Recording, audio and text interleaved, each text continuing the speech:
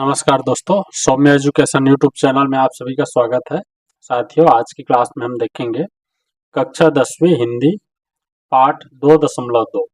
पाठ का शीर्षक है जनतंत्र का जन्म।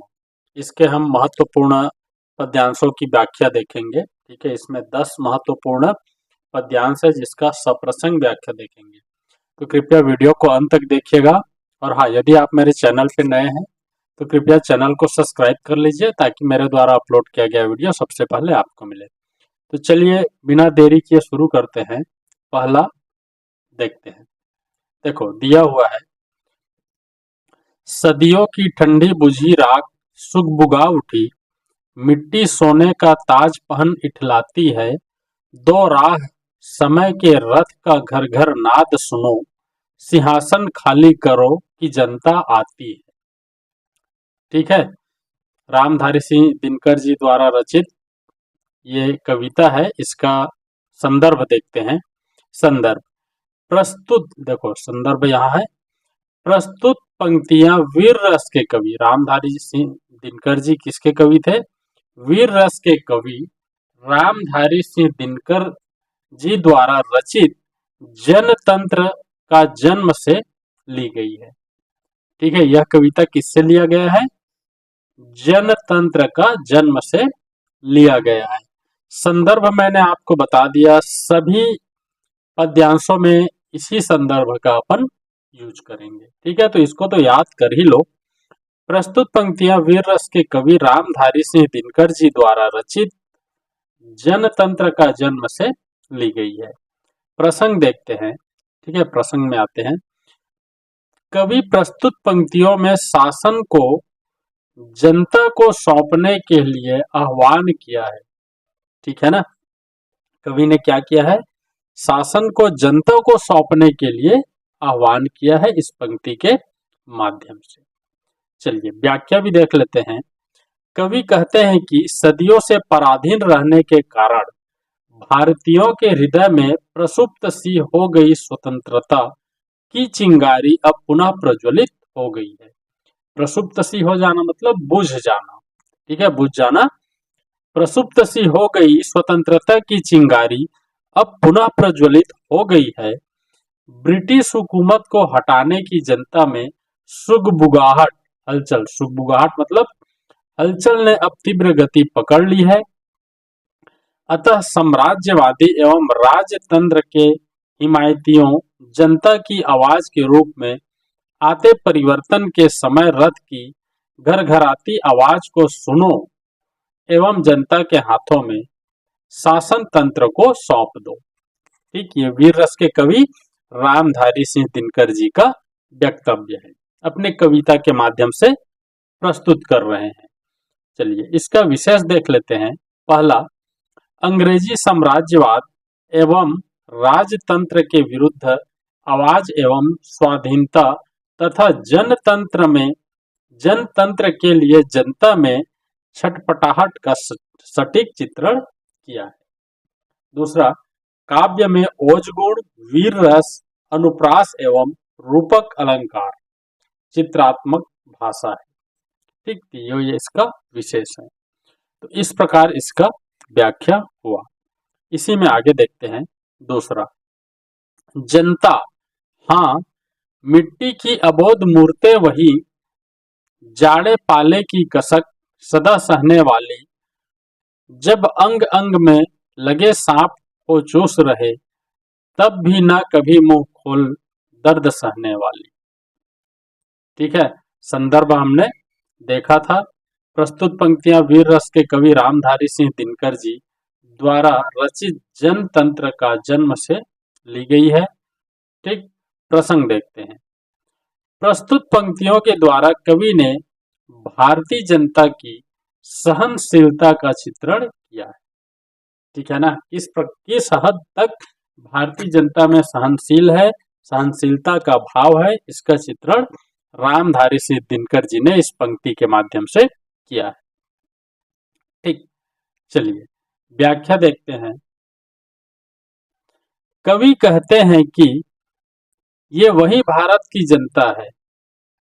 ठीक है ना, कवि कहते हैं कि ये वही भारत की जनता है जो अंग्रेजी सरकार की हुकूमत में अपना सर्वस्व जीवन अन्याय, अत्याचार व शोषण में दबी कुचली सी जीते आ रही है। ठीक है ना, ये वही जनता है। देखो कवि कहते हैं कि ये वही भारत की जनता है जो अंग्रेजी सरकार की हुकूमत में अपना सर्वस्व, सर्वस्व मतलब सब कुछ, ठीक है ना, सर्वस्व मतलब सब कुछ, जीवन, सर्वस्व जीवन, सभी जीवन, ठीक है, अन्याय, अत्याचार व शोषण में दबी कुचली सी जीते आ रहे हैं। जनता ये सब होते हुए भी मिट्टी की मूरत बने आसानी से अपनी पीड़ा सह लेती है। ठीक है ना, जनता के ऊपर इतना अत्याचार होते हुए भी मिट्टी की मूरत बने आसानी से पीड़ा सह लेती है तथा उस कुशासन के विरुद्ध कभी मुंह नहीं खोला। ठीक है, तथा उस कुशासन के विरुद्ध कभी अपना मुंह नहीं खोला। आज वही जनता चाहती है कि ऐसे कुशासन से हमें आजादी चाहिए। अब हम सहने वाले नहीं हैं, ऐसे कुशासन से हमें आजादी चाहिए। ठीक है, तो इस प्रकार इसका व्याख्या लिखेंगे। विशेष देख लेते हैं। भारतीयों की सहिष्णुता एवं सहन करने की क्षमता का यथार्थ चित्रण है। ठीक है, भारतवासी की सहिष्णुता और सहने की क्षमता का यथार्थ चित्रण किया गया है। दूसरा, व्यंजना शब्द शक्ति, परिमार्जित भाषा। ठीक, इस पंक्ति में व्यंजना शब्द शक्ति और परिमार्जित भाषा का बोध है। तो इस प्रकार हमने दूसरा का भी सब प्रसंग व्याख्या आपको बता दिया। चलिए आगे देखते हैं तीसरा। यहाँ पे तीसरा देखते हैं। जनता हाँ लंबी बड़ी जीभ की वही कसम। जनता हाँ लंबी बड़ी जीभ की वही कसम। जनता सचमुच ही बड़ी वेदना सहती है। सो ठीक मगर आखिर इस पर जनमत क्या है प्रश्न गूढ़। जनता इस पर क्या कहती है। ठीक है, अब सब प्रश्नात्मक पूछा है। ठीक है, इसीलिए व्यंजना शब्द शक्ति है यहाँ पर भी। अब देखो इसका संदर्भ तो सेम रहेगा। प्रस्तुत पंक्तियां वीर रस के कवि रामधारी सिंह दिनकर जी द्वारा रचित जनतंत्र का जन्म से लिया गया है। ठीक, प्रसंग देखते हैं। इस पद में कवि जनमत को महत्व देने की बात कही है। इस पद में कवि ने क्या कहा है? जनमत को महत्व देने की बात कहा है। व्याख्या देखते हैं। कवि कहते हैं कि मैं सौगंध खाकर कहता हूं। ठीक है ना, वही कसम। ठीक, कवि कहते हैं कि मैं सौगंध खाकर कहता हूं। क्या खाकर? सौगंध खाकर, कि अब भारत की वही सहनशील जनता साम्राज्यवादी कुशासन से मुक्त होना चाहती है। ठीक है ना, भारत की सहनशील जनता साम्राज्यवादी और कुशासन से मुक्त होना चाहती है। यह सच भी तो है, क्योंकि सर्वदा शोषण की वेदना, वेदना मतलब पीड़ा, जनता ही तो सहती रही है। इस विषय में जनमत के बारे में जानना निश्चय ही अत्यंत कठिन प्रश्न है, परंतु जनता की इच्छा को जानना भी तो आवश्यक है। ठीक है, क्योंकि जितना कष्ट है उसको जनता ही तो सहती आ रही है, और इस विषय में जनमत निश्चय ही अत्यंत कठिन प्रश्न है, किंतु जनता की इच्छा को जानना भी आवश्यक है कि जनता क्या बोल रही है इस विषय पर। ठीक है, तो इस प्रकार अपनी बात प्रश्नों के माध्यम से कवि ने रखा है। विशेष, भाषा में प्रवाह, चिंतन एवं विचार, शुद्ध खड़ी बोली। ठीक, भाषा में क्या है? प्रवाह है, चिंतन एवं विचार, शुद्ध खड़ी बोली, अलंकारिक मुहावरेदार शैली है। ठीक है, कविता में। दूसरा, व्यंजना शब्द शक्ति और परिमार्जित भाषा। ठीक है, इसका भी उल्लेख इस कविता में मिलता है। चलिए आगे देखते हैं तीसरा, चौथा देखते हैं। ठीक है, मानो जनता हो फूल जिसे एहसास नहीं, जब चाहो तभी उतार सजा लो दोनों में। अथवा कोई दुधमुही जिसे बहलाने के जंतर मंतर सीमित हो चारों, सॉरी, जंतर मंतर सीमित हो चार खिलौनों में। ठीक है, दूध पीता बच्चा को आप खिलौना दे करके कुछ भी करा लो। तो इसका व्याख्या अभी देखेंगे। संदर्भ, प्रस्तुत पंक्तियां वीर रस के कवि रामधारी सिंह दिनकर जी द्वारा रचित जनतंत्र का जन्म से लिया गया है। ठीक है, इसको तो आप बिल्कुल नहीं भूलेंगे, जनतंत्र का जन्म। ठीक, प्रसंग, प्रसंग क्या है देखते हैं। प्रस्तुत पद में कवि सीधी साधी जनता का वर्णन किया है। भारत के लोग वैसे सीधे साधे ही होते हैं, तो उन जनता का वर्णन कवि ने अपनी कविता के माध्यम से किया है। व्याख्या देखते हैं। कवि कहते हैं कि जनता कोई फूल नहीं है जिसे जब चाहो तोड़ो। ठीक है, जनता कोई फूल नहीं है जिसे जब चाहो तोड़ो तथा सजा लो और जब न चाहो उतार लो। अर्थात भारत की जनता सीधी साधी जरूर है, परंतु इतनी भी सीधी साधी नहीं है जिसे बहला फुसला सके। ठीक है ना, भारत की जनता सीधी साधी जरूर है, बट इतने भी सीधे साधे नहीं है कि जिसे बहला फुसला लो।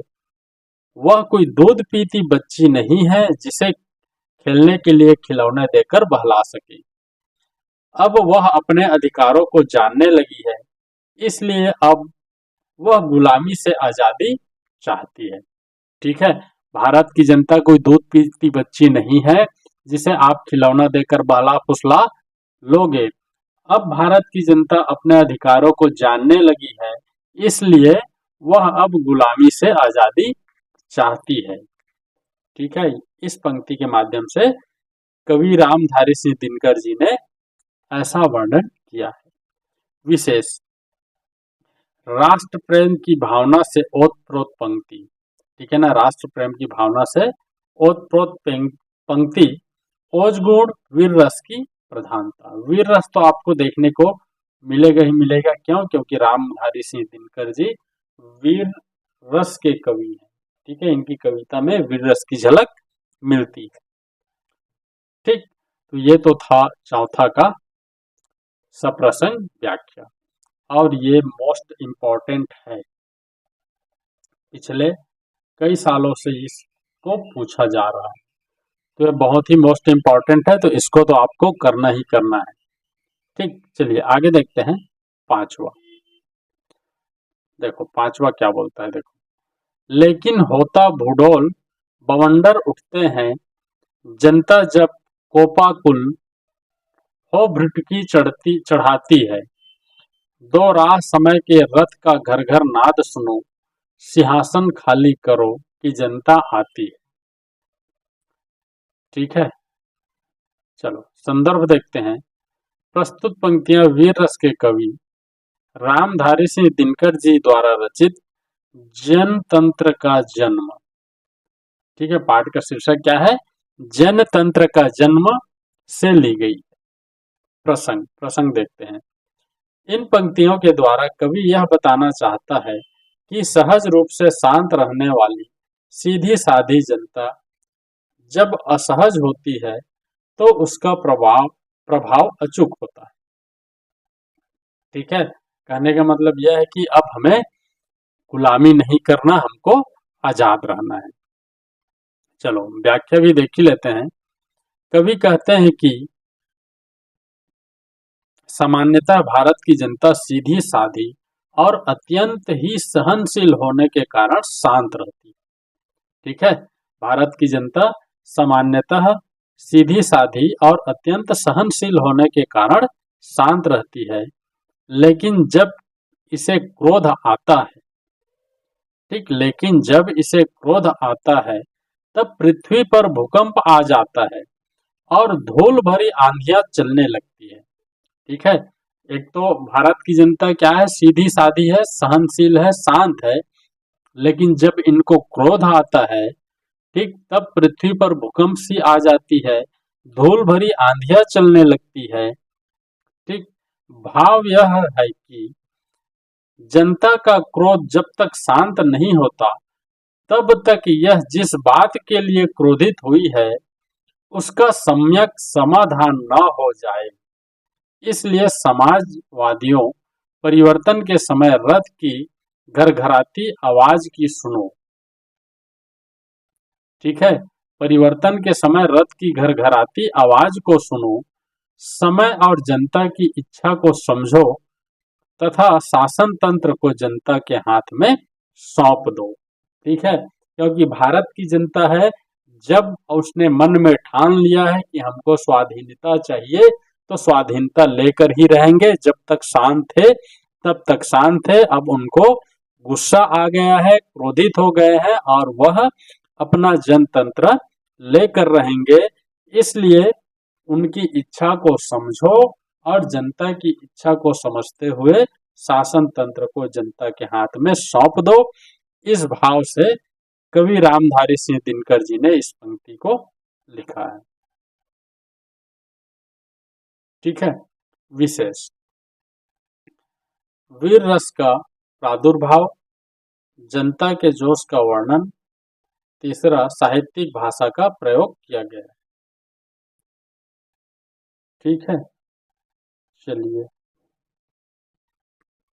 आगे देखते हैं। इसी में छठवां, हुंकारों से महलों की नींव उखड़ जाती, सांसों के बल से ताज हवा में उड़ता है, जनता की रोके राह समय में ताब कहाँ, वह जिधर चाहती काल उधर ही मुड़ता है। ठीक, इसका संदर्भ फिर सेम हो जाएगा। प्रस्तुत पंक्तियां वीर रस के कवि रामधारी सिंह दिनकर जी द्वारा रचित जनतंत्र का जन्म से लिया गया है। इसको तो आप नोट ही कर लो बच्चों, ये सभी में जनतंत्र का जन्म पाठ के सभी पंक्तियों में इसका वर्णन होना है। इस संदर्भ को आप लिख सकते हो। प्रसंग, कवि ने इस पद में संगठित जनता की शक्तियों का वर्णन किया है। ठीक है, संगठित जनता मतलब एक संगठन, एक जुड़ाव, एक संगठित हो गया जनता, उसका वर्णन किया है। व्याख्या देखते हैं। जनता की सांसों में इतनी ताकत होती है कि उनके सम्मुख राजतंत्र के चूल्हे हिल जाती है, रजवाड़े पूर्णतः नष्ट हो जाते हैं, जनता की राह रोक लेने में समय भी समर्थ नहीं है। ठीक है, जनता की राह को रोकने में समय भी समर्थ नहीं है। जनता के सामूहिक बल का प्रभाव अपरिमित है, अपरिभाषित है। ठीक है, जिसकी परिभाषा नहीं है। जनता काल की भी दिशा बदलने में सक्षम है और अपने अनुरूप सत्ता परिवर्तन कर सकती है। ठीक है, चलिए इसका व्याख्या देखते हैं। जनता के स्वभाव का वर्णन, वीर रस की काव्य पंक्ति जनता के शक्ति व संगठन का वर्णन। ठीक है, ये कौन से देश की जनता का? भारत देश की जनता का। ठीक है, चलिए आगे देखते हैं। सातवां, अब दो शताब्दियों सहस्त्राब्द का अंधकार, बीता गवाक्ष अंबर के दहके जाते हैं, यह और नहीं कोई जनता के स्वप्न अजय, चीरते तिमिर का वक्ष उमड़ते जाते हैं। ठीक, सातवां पंक्ति में क्या बोला गया है आगे देखते हैं। संदर्भ, प्रस्तुत पंक्तियां वीर रस के कवि रामधारी सिंह दिनकर जी द्वारा रचित जनतंत्र का जन्म से ली गई है। प्रसंग देखते हैं। प्रस्तुत पंक्ति में कवि ने जनता के स्वप्न की अजेयता पर प्रकाश डाला है। अजेयता मतलब जीत। ठीक, जो कभी पराजित नहीं होता उसको अजेय बोलते हैं। ठीक है ना। प्रस्तुत पंक्ति में कवि ने जनता के स्वप्न की अजेयता पर प्रकाश डाला है। व्याख्या, कवि कहते हैं कि वर्षों, सैकड़ों वर्षों अथवा हजारों वर्षों, ठीक है, अब्दों मतलब वर्षों, शताब्दी मतलब सैकड़ों वर्षों और सहस्त्राब्द मतलब हजारों वर्षों की दास्ता रूपी अंधकार, दास्ता मतलब गुलामी, ठीक है ना। कवि कहते हैं कि वर्षों, सैकड़ों वर्षों अथवा हजारों वर्षों की दास्ता रूपी अंधकार की समाप्ति का समय आ गया है। ग्रह नक्षत्रों के जाज्वल्यमान आसमान को अब भारतीय जनता की स्वतंत्र इच्छा प्रकाशन की गवाक्ष, गवाक्ष मतलब दरवाजा या खिड़की, सम समझिए। ठीक है, मतलब ग्रहों नक्षत्रों जाजल्यमान आसमान को अब भारतीय जनता की स्वतंत्र इच्छा का प्रकाशन का गवाक्ष सम समझिए, क्योंकि यह स्वतंत्रता का स्वप्न किसी अन्य का नहीं अपितु जनता का है। ठीक है, अब जनता स्वप्न देखने लगी है स्वतंत्रता का, जनता को अपने स्वप्न को साकार करना चाहती है। ठीक है, जनता अपने स्वप्न जो देखी है स्वतंत्रता का, उसको साकार करना चाहती है। जनता के स्वप्न में किसी भी अंधकार रूपी बाधा को चीरकर बाहर आने की क्षमता होती है। ठीक है ना, जनता को अपने स्वप्न को साकार करने के लिए किसी भी अंधकार रूपी बाधा को चीरकर बाहर आने की क्षमता होती है। ये भारत की जनता है और इसको आप रोक नहीं सकते, ये अजेय है। ठीक है, इसने कुछ ठान लिया है तो वह करके रहेगा। तो इस पंक्ति के माध्यम से कवि रामधारी सिंह दिनकर जी ने भारत की अजेयता का वर्णन किया है। विशेष देखते हैं बच्चों, चिरकाल की दास्ता से मुक्त होने की जनता में ललक। चिरकाल मतलब अनंत काल, बहुत दिनों से। ठीक है, दास्ता मतलब गुलामी से मुक्त होने की जनता में ललक। दूसरा, काव्य का ओज गुण वीर रस। ठीक, तीसरा, शब्द शताब्द सहस्त्राब्द में संभग। ठीक, यमक अलंकार, रूपक अलंकार, अनुप्रास अलंकार के संयोजन के साथ भावानुकूल भाषा है। ठीक, तो ये सबको आपको याद रखना पड़ेगा बच्चों, और ये भी मोस्ट इम्पॉर्टेंट है, ये भी बहुत बार पूछा गया है। इस साल भी आने का चांसेस है, 2025 में आने का चांसेस है। तो आप कर रहे हो तो सबको करो, और जिसको जिसको मैं टिक लगा रहा हूँ, जिसको जिसको मैं बोल रहा हूँ बच्चों, उसको आपको और स्पेशली ध्यान देना है, क्योंकि ये आने योग्य है। चलिए आगे देखते हैं, आठवां। ठीक, आठवां भी देख लेते हैं। सबसे विराट जनतंत्र जगत का आ पहुंचा, 33 कोटि हित सिंहासन तैयार करो, अभिषेक आज राजा का नहीं प्रजा का है, 33 कोटि जनता के सिर पर मुकुट धरो। ठीक, तो इसका देखते हैं, संदर्भ देखते हैं। प्रस्तुत पंक्तियां वीर रस के कवि रामधारी सिंह दिनकर जी द्वारा रचित जनतंत्र का जन्म से लिया गया है। ठीक, प्रसंग देखते हैं। कवि ने भारत की विराट जनतंत्र के आह्वान का वर्णन किया है। विराट मतलब विशाल। ठीक है, कवि ने भारत के विराट जनतंत्र के आह्वान का वर्णन किया है। व्याख्या, कवि कहते हैं कि देश की 33 करोड़ जनता जिस समय, ठीक है, देश की 33 करोड़ जनता जिस समय इस कविता को लिखा गया, उस समय देश की जनता कितनी थी? 33 करोड़ जनता। ठीक है, कवि कहते हैं कि भारत देश की 33 करोड़ जनता के विकास के लिए अब राजतंत्री व्यवस्था वाले शासन तंत्र को समाप्त कर दिया जाए। ठीक है, किसके विकास के लिए? जनता के विकास के लिए राजतंत्री व्यवस्था वाले शासन तंत्र को समाप्त कर दिया जाए तथा उसके स्थान पर जनतंत्र की स्थापना की सम्यक व्यवस्था की जाए। ठीक है, शासन तंत्र को समाप्त करना है, ठीक, और जनतंत्र को लागू करना है। अब किसी राजा का नहीं बल्कि प्रजा का राज्याभिषेक होगा, अर्थात अब यहाँ राजा का शासन नहीं होगा बल्कि प्रजा ही शासन करेगी। इस कविता के माध्यम से हम तक कवि रामधारी सिंह दिनकर जी ने अपना वक्तव्य पहुंचाने का प्रयास किया है। विशेष देख लेते हैं, भारत की विशाल जनता की भावना का प्रकाशन। ठीक है, भारत की विशाल जनता की भावना का प्रकाशन किया है। भावात्मक शैली वीर रस ओज गुण। ठीक है, वीर रस है और ओज गुण। ठीक है, चलिए आगे देखते हैं। 9वां। ठीक है, 9वें नंबर का पंक्ति। चलिए देखते हैं। आरती लिए तू किसको ढूंढता है मूरख, मंदिरों राज प्रसादों में तहखानों में, देवता कहीं सड़कों पर गिट्टी तोड़ रहे, देवता मिलेंगे खेतों में खलिहानों में।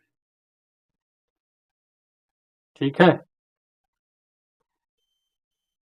आरती लिए तू किसे ढूंढता है मूरख, मंदिरों राज प्रसादों में तहखानों में, देवता कहीं सड़कों पर मिट्टी तोड़ रहे हैं, देवता मिलेंगे खेतों में खलिहानों में। ठीक, संदर्भ सेम रहेगा। प्रस्तुत पंक्तियां वीर रस के कवि रामधारी सिंह दिनकर जी द्वारा रचित जनतंत्र का जन्म से किया गया है। ठीक, प्रसंग देखते हैं। कवि ने इस पद में जनता को ईश्वर का प्रतिनिधि माना है। ठीक, कवि ने जनता को क्या माना है, इस पद में ईश्वर का प्रतिनिधि माना है। व्याख्या। कवि कहते हैं कि अज्ञानतावश हाथों में आरती लिए जिसे तुम ईश्वर समान समझते हुए मंदिरों महलों और तहखानों में ढूंढते फिर रहे हो, वहां ईश्वर मिलने वाला नहीं। ठीक है, जिसे तुम ईश्वर समान समझते हुए मंदिरों में महलों में तहखानों में ढूंढ रहे हो, वहां ईश्वर मिलने वाला नहीं है। ईश्वर तो जो सड़कों के किनारे गिट्टी तोड़ते श्रमिक हैं अथवा खेतों खलिहानों में पसीना बहाते हुए या श्रम करने वाले मेहनतकश लोग हैं, उसमें वास करता है। ईश्वर किसमें वास करता है? जो सड़कों किनारे गिट्टी तोड़ते हुए मजदूर है, श्रमिक है, खेत खलिहानों में पसीना बहाते हुए मजदूर हैं, उन पर वास करता है। ठीक है, मंदिर मस्जिद में वास नहीं करता, वहां ढूंढना बंद कर दो, ऐसा कवि रामधारी सिंह दिनकर जी कह रहे हैं। विशेष किसानों मजदूरों को कवि ने देवी देवता समान माना है। ठीक, किसानों मजदूरों को कवि ने देवता समान माना है। ठीक, भावानुकूल भाषा शांत रस। इसमें देखो शांत रस है, इसमें कौन सा रस है? शांत रस। ठीक, चलिए आगे देखते हैं। 10वां। फावड़े और हल राजदंड बनने को है, धूसरता सोने से श्रृंगार सजती है, दो राह समय के रथ का घर घर नाद सुनो, सिंहासन खाली करो कि जनता आती है। ठीक, फावड़े और हल राजदंड बनने को है, धूसरता सोने से श्रृंगार सजाती है, दो राह समय के रथ का घर घर नाद सुनो, सिंहासन खाली करो कि जनता आती है। ठीक, संदर्भ। प्रस्तुत पंक्तियां वीर रस के कवि रामधारी सिंह दिनकर जी द्वारा रचित जनतंत्र का जन्म से ली गई है। प्रसंग। कवि ने इस पद में मजदूरों की श्रम की महत्ता का वर्णन किया है। ठीक, व्याख्या देखते हैं। कवि कहते हैं कि जनतंत्र में फावड़े चलाने वाला मजदूर व हल चलाने वाले किसान इस धरती के महत्वपूर्ण लोग हैं, जो खेतों में हल चलाकर अन्न उपजाता है और अपने आप को धूल से सना होता हुआ भी ऐसा प्रतीत होता है मानो सोने का श्रृंगार किया हुआ हो। अब इन लोगों के मार्ग में बाधा मत बनो। अब साम्राज्यवादी मानसिकता वाले शासकों को अपना सिंहासन छोड़ना पड़ेगा, क्योंकि राजतंत्र समाप्त होकर जनतंत्र की आवाज बुलंद हो गई है। यही आज जनता की आवाज है। तो राजतंत्र को छोड़ने के लिए बोल रहे हैं कवि, और जनतंत्र की आवाज बुलंद हो गई है और राजतंत्र को समाप्त होना ही पड़ेगा। इस कविता के माध्यम से कवि जी बोल रहे हैं। विशेष किसान मजदूर की मेहनत का लोगों से महात्म्य का वर्णन, रूपक अलंकार है वीर रस का वर्णन। ठीक है, तो इस प्रकार इसमें ये भी आपका क्या है, मोस्ट आईएमपी है। तो मैंने 3 मोस्ट आईएमपी बताया है, बाकी करना तो आपको सबको है। पूरा 10 जो कविता है 10 पंक्ति में, तो उनको आपको पूरा पूरा सप्रसंग व्याख्या और विशेष के साथ में याद करना है। इसमें से प्रश्न आते हैं और नेक्स्ट क्लास में हम इसका प्रश्न अभ्यास करेंगे। आज के लिए बस इतना ही। धन्यवाद।